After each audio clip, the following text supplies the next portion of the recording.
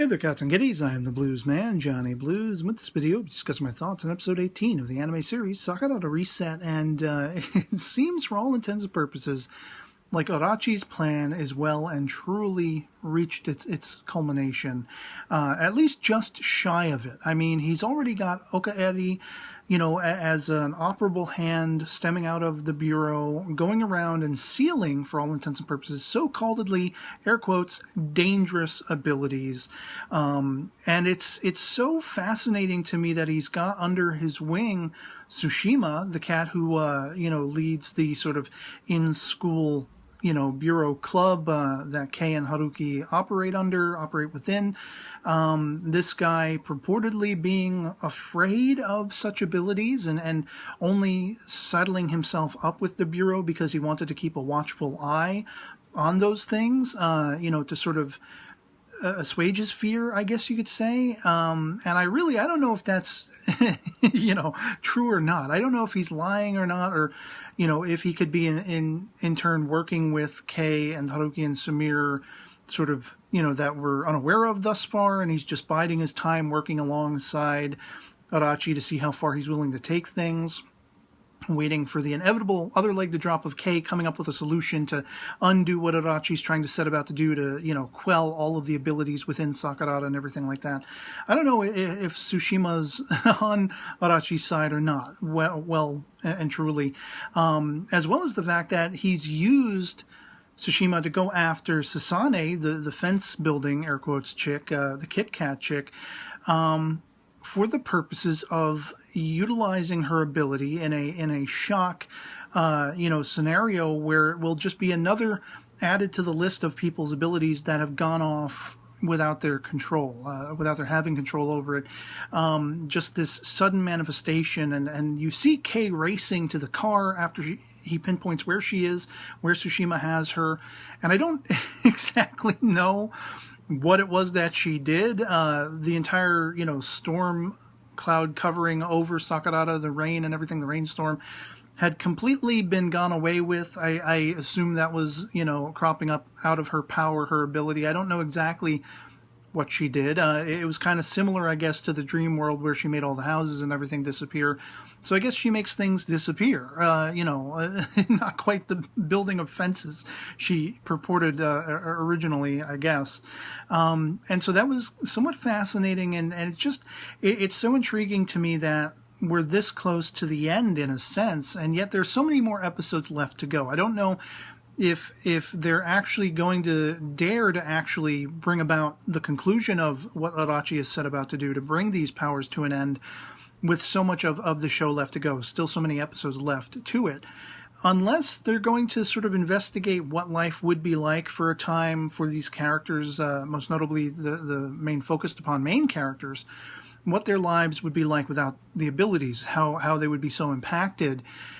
Only then presumably would they be able to use a reset to sort of bounce back from that. But like, if the reset ends up being one of these abilities that succumbs to being silenced or forgotten, it's just, I don't know exactly how they would operate inside of all of that. That sort of leads me to the conclusion that Arachi's plan will penultimately fail in some estimation, in some way, shape, or form, and probably surrounding Samir, very pointedly, the 2 years old, long since dead Samir, leaves the message for Kei through the course of this episode. I'm going to go to your joint. Apparently I need a shower for some reason, and presumably that's going to be Photo Samir who shows up there. I don't know if she was there already when Kei was getting home and he was accosted by Arachi and his, lie detector chick or not, whether Samir was already waiting in his apartment, or after all of that he'll go into his apartment, she'll come later. I don't know exactly,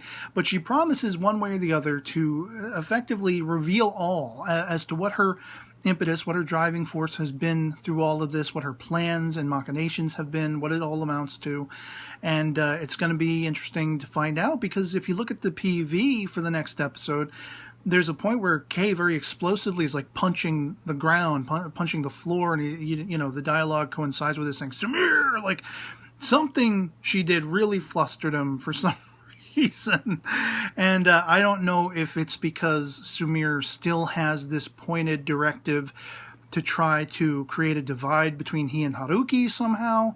That whole discussion between Haruki and Nono in this episode was interesting because this is a Haruki who, she's talking about wanting to remain selfish. She understands, she's cognizant of the fact that she's been selfish in her want to pursue Kei, and kind of sort of putting that before anything else, whereas that would have seemed like a very alien concept to the Haruki we met at the beginning of the series. It's very much, all of the surrounding situation, the scenarios in this series seem to revolve around that very first dilemma that was ever discussed or risen up between Samir and Kei about righteousness and what is ultimate righteousness. Can one who simply goes and helps out a homeless person who is starving on the street by giving them food, is that true righteousness if that person is not then also getting sort of a self-satisfaction for having helped that person?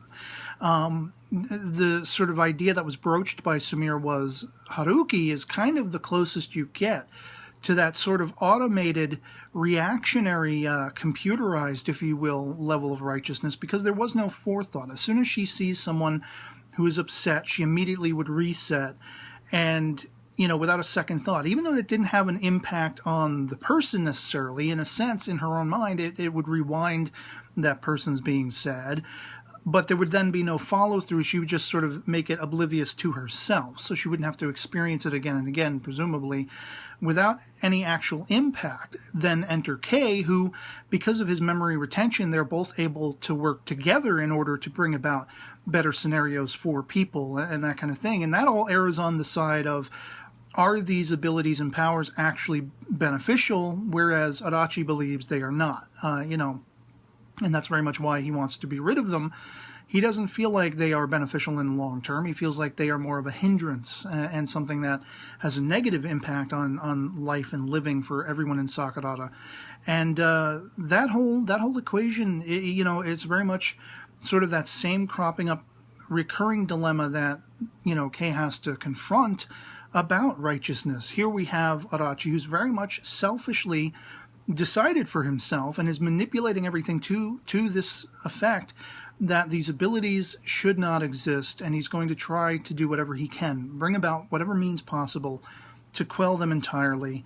And so that's constantly the dilemma Kei has to face. But as you saw at the start of the episode, there's a point where he's trying to think 3 steps ahead of the game, trying to formulate what the end game for Adachi will be, and his face goes almost completely white. His mouth falls agape.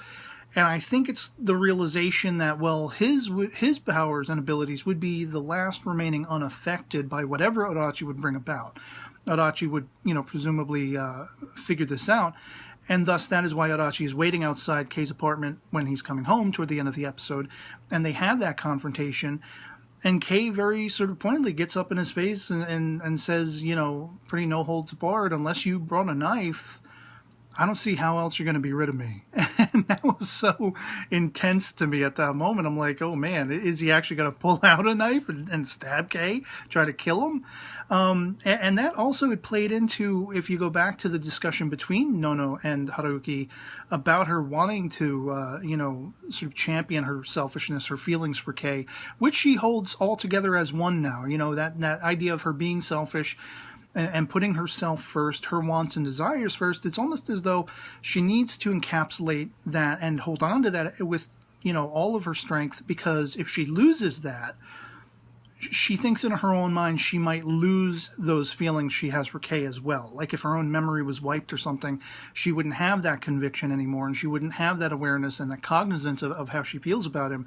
So it's all part of the same sort of, ball, all interworking interconnectedly together. But the thing that rose out of that discussion between Haruki and Nono for me were sort of death flags. And I first began to assume toward the end of the episode, are they talking about Kei? Like, is Kei actually going to be killed as a result of all of this because of that connectivity? Is it going to be something, a seeming death where it's Sumire and she's still pointedly after Kei and trying to create that divide and primp up that divide that is growing between Haruki and Kei, all for her own sort of selfish desires for Kei? Or could we even see Haruki being brought to her end for some reason? It just seemed very poignant that they focused so much on her own cognizance and awareness of her now selfish, sort of obsession with Kay, how important Kay is to her, how much she wants to be with him. And why would they so dwell on that at this juncture? They've already tapped that nail on the head a couple of times in the last couple of episodes especially. Why would they presume to make that so poignant unless there was a risk of losing it?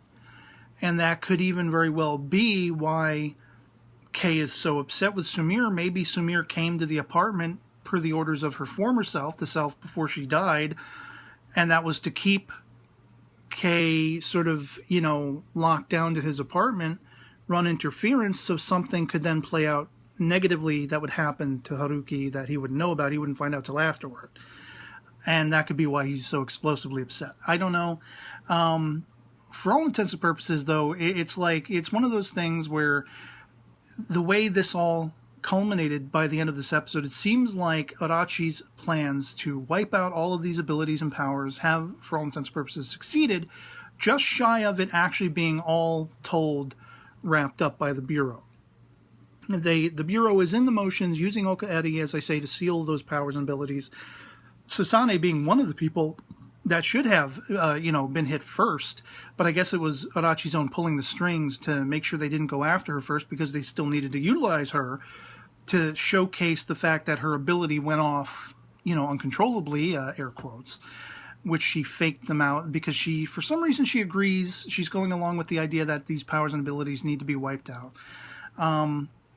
But even though it's in the motions, even though Arachi seems to have fully succeeded, we still have another episode left to wrap up this particular focused arc, and then there are still so many episodes left to the series beyond that. And I have to assume that there's going to be more going on than just him getting his way at this point. Unless, as I say, he somehow manages to get his way and erase all of these abilities from the memories of people, temporarily so, but then it will have to be something that is undone after a short exploration into what the lives of these characters would be like without their abilities, before they all band together again and try to undo what Arachi has managed to do. Either that or he's going to flat hit a wall. And, whether it's Sumire's doing or whether it's Kay's doing, or they're, communal working together, some way or another, he's going to have to fail. Arachi's going to have to fail at pulling this forth. Maybe even, the awareness of his having connived all of this, been, the sort of manipulative puppet master behind all of these manipulations of these sort of combustible powers happening by themselves.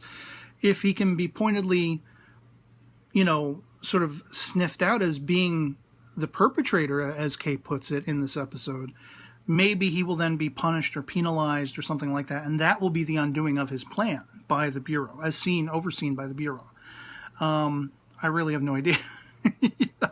But it's all highly intriguing, and I can't wait to find out what the hell's going to happen in the next episode.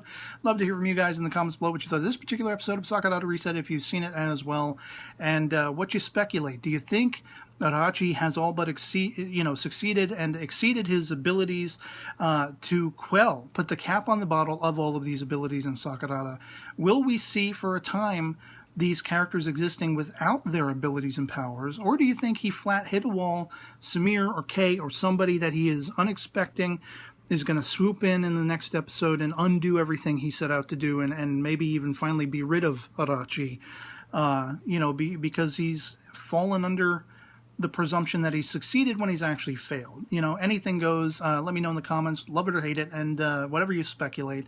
Otherwise, it'll be pretty much it for me on this. If this video finds you well, and I'll catch you all later. Peace.